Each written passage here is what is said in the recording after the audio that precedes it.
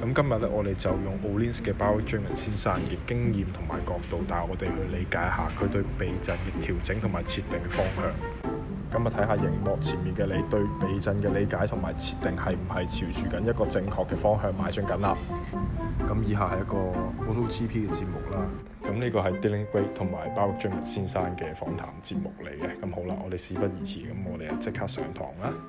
Well, Byron, we've just spoken with Johan. He's given us a bit of an outline as to why suspension is so important and what Ohlins really does. But now you are our technical man. We know you worked with Troy Bayliss before as his suspension technician. So we're going to now try and squeeze out of you exactly what the suspension does, how it's set up and exactly how it does its job. Let's start with, I think it is first of all, the springs and the damping. I think that's one of those very tricky things to separate.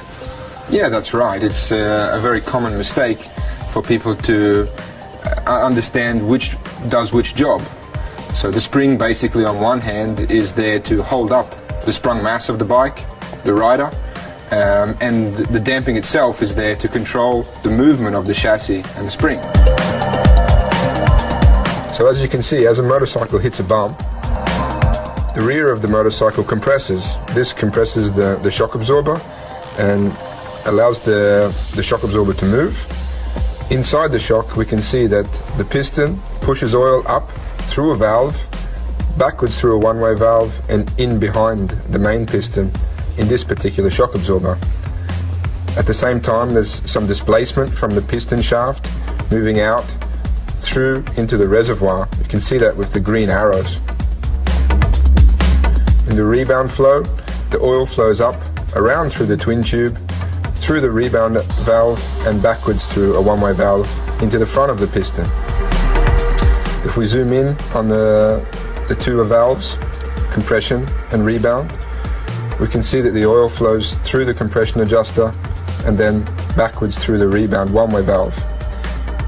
In the rebound direction, shown by the red arrows, the oil flows through the rebound adjuster, backwards through the compression adjuster, backwards through the compression adjuster's one-way valve. You see technicians adjusting clicks on the outside of a shock or fork, and they're actually adjusting that flow of oil to change how much oil is allowed to pass by the valve. More oil can pass by the valve, then the fork or shock is easier to move. That means it moves faster. If we close the click on the fork or the shock, we restrict that flow of oil, which makes the damper have more damping, higher damping level, and it slows down the movement of the fork or shock. Could you just explain to our viewers exactly what is preload? Yeah, a normal spring as it sits on the bench doesn't have any preload on it or any force applied to it.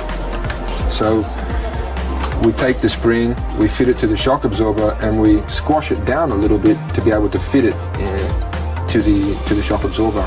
Once we do that, it's under a certain amount of preload, and that preload helps to, or provides the ride height of the motorcycle. So in general we can say that more preload means the motorcycle will ride higher in the stroke, and less preload will allow the motorcycle to ride lower in the stroke.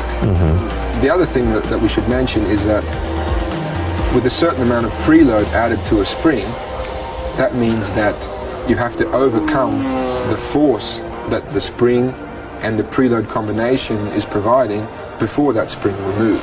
You've also shown us this fantastic simulation of Mugello, and I must admit I was quite amazed, not just by the compression of the fork itself, but just the sheer amount of vibrations there. I mean, how difficult is it to design a product for something like that? It's quite unique and quite special to see what actually happens just to that particular component of the bike. In this case, we're talking about the front fork. And to see exactly what it goes through and some of the vibration and the high frequency movement that it experiences, it definitely surprises me still.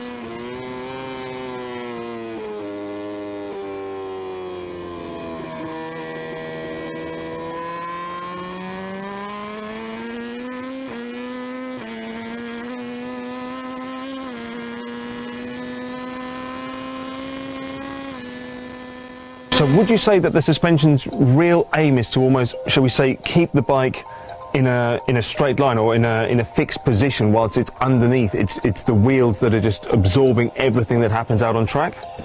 Some of it, a lot of it is down to rider preference in that way. Some riders don't really particularly care too much if the bike moves around on the exit of the turn as they're accelerating.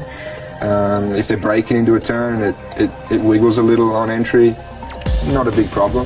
Other riders want it to feel like it's on rails, like a train, and so it's a little bit of rider preference. But in general, yes, if we speak purely theoretically, then the best performing suspension should keep the chassis and the rider completely separated from the road surface.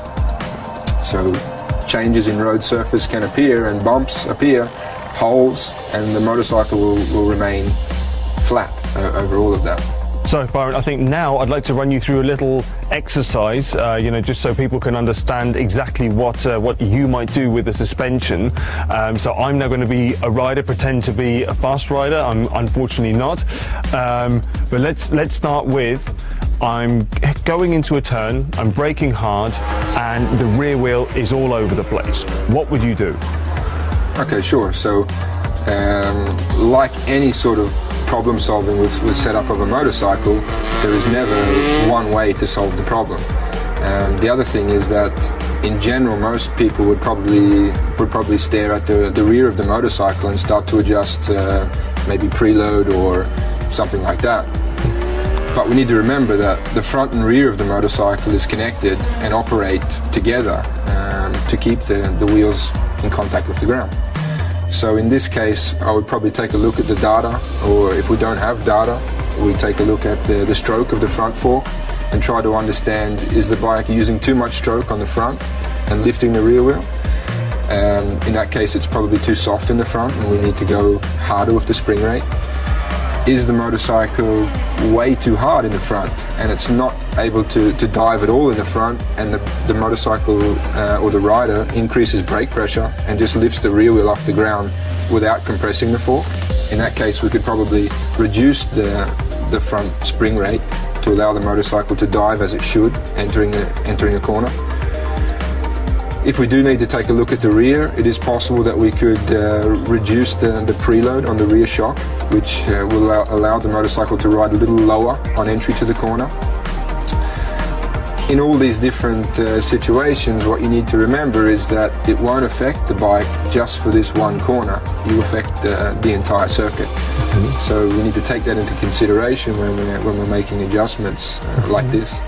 Quite interesting though, you've spoken now just about the spring rate in that situation. Would you not play at all with any of the damping or the rebound? Well, you said to me that we checked the data and the rear wheel was not touching the ground. So while the rear wheel is not touching the ground, the shock absorber is not moving. It's not making any damping force. So in that case, adjusting the rebound or compression damping would have no effect on the performance of the bike or of the shock absorber. Okay, fantastic. Well, so you've now made the changes to either the front or the rear. My next problem now is I'm going around a medium to a fast bend. I'm turning in, but the bike just seems to be understeering and I can't keep a line around the corner even when I get on the gas. Okay, so we normally try to break it up a little bit and try to understand, is it on entry where the issue is?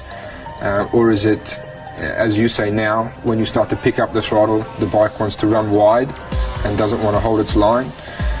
So again, front and rear is still connected, and we need to understand which one is the problem in this area. So we could actually take a look at the rear and see if the motorcycle is diving too much in the rear or sitting too low in the rear, which makes the steering head angle not quite as steep, and we have a lot of trail on the front and the bike wants to run wide.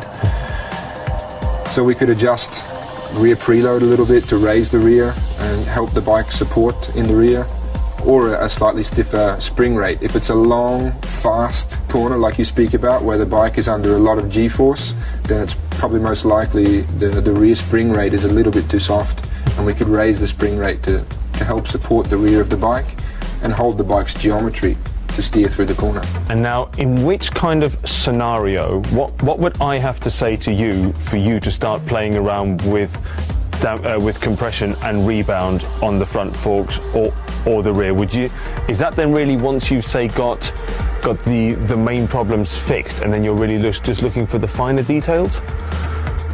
Yeah, I mean, if you got your wallet out and just put it on the table, then we could start talking. Right. No, I'm joking. Basically, the majority of people understand that to affect or to change the performance of suspension or of a motorcycle and its suspension, then you need to be changing clicks, shim stacks, and it's all hydraulic.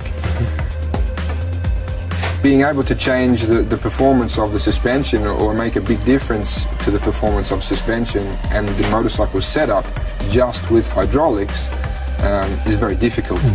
You stand a much bigger chance of, or you make a much bigger effect by adjusting spring rate, preload and chassis geometry.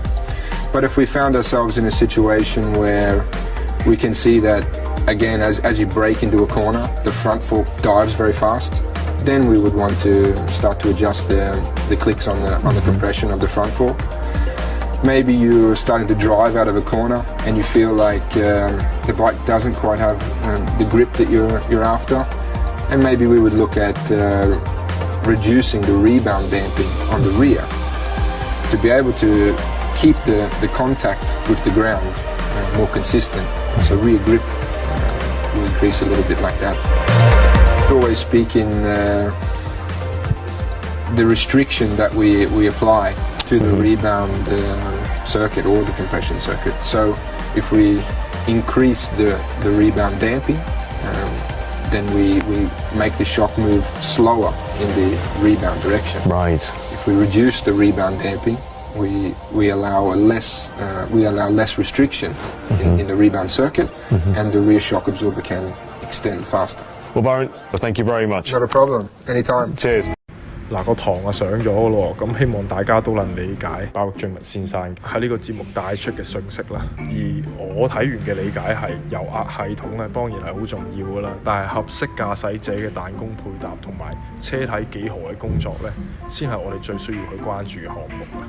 所以我就住彈弓嘅題目其實都已經出咗4-5條片噶啦。